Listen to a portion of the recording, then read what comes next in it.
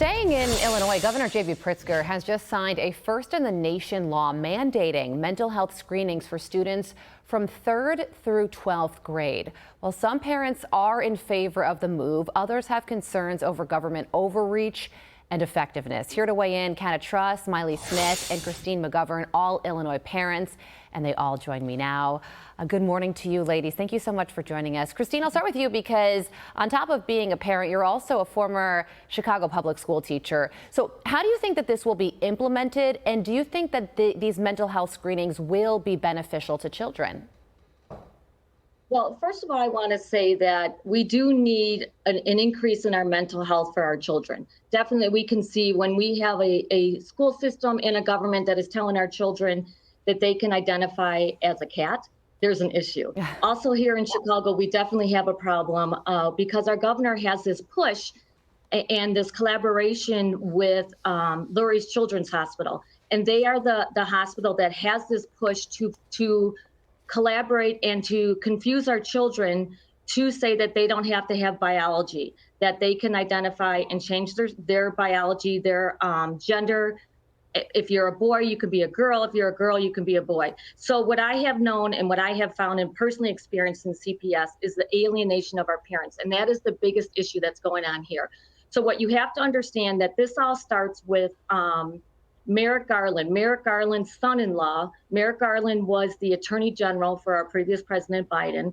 And his son-in-law is the CEO of a company called Panorama, and they are the second largest company that does our mental health screening. So this whole initiative for mental health is just a ploy to fund our NGOs. This isn't about the mental health. Wow. Okay. So some good inside baseball there. Now, it will be mandated for schools to provide these mental health screenings, Cata, but parents can opt out. This will start in the 2027-2028 school year. You have 5 boys that run through the Chicago public school system. You now have 10 grandkids in it, so you are deeply invested in the Chicago public school system and, of course, their mental health as well. How do you feel about these screenings as a mother and a grandmother? Well, not just as a mother and a grandmother, because as a former educator and as an education advocate, and I also substitute teach often.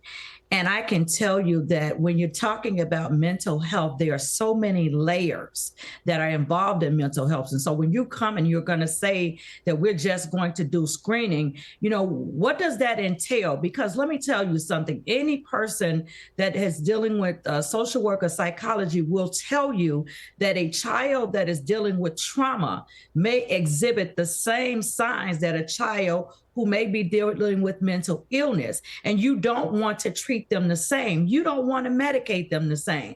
And so there are so many things that are going to go in this that we haven't looked at. And so certainly we want to say to parents, opt out. And if you think that your child may be suffering from some sort of mental episode, get your own screening. Go out and allow your child's doctor to be the catalyst for whether or not you make the decision to deal with that, whether it's mental illness or whether it's trauma.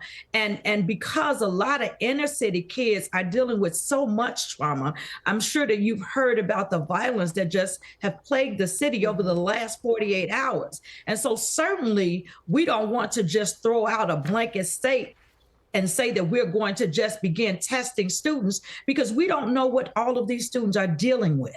Yeah, Mailee, it feels like there are a lot of unanswered questions when it comes to this. How do you feel about it? Are you confused? Do you feel like this is the right thing? What are your thoughts? You know, more than half of Illinoisans don't approve of Governor J.B. Pritzker, according to a recent poll. Now, the number one issue is high taxes, but number 2 is state governance. Illinoisans don't trust Governor Pritzker. And as both a parent and a policy attorney in Illinois, there are a number of questions that arise with these screenings. What does that opt-out process look like? And are parents going to be told every year that they can opt out? Because if they don't, that's really not an opt-out process.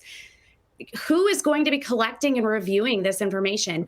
How will their confidentiality be protected? So it seems to pose more risks to freedom than answers to the mental health crisis. And this is why Illinoisans don't trust it. and a prime example of why they don't trust Pritzker's governance. Now, I have 3 teenagers. Just in the last year, my daughter was required to reveal her political affiliation for an assignment. So the public schools in Illinois don't have a good track record. Yeah, understood. When it comes to honoring student and parents' rights, and this doesn't bode well for this new policy. Well, follow the money, as Christine indicated, but this will be starting in about 2 years. Cata, Mailee, Christine, thank you so much for joining us. I'm Steve Ducey. I'm Brian Kilmeade. And I'm Ainsley Earhart. And click here to subscribe to the Fox News YouTube page to catch our hottest interviews and most compelling analysis.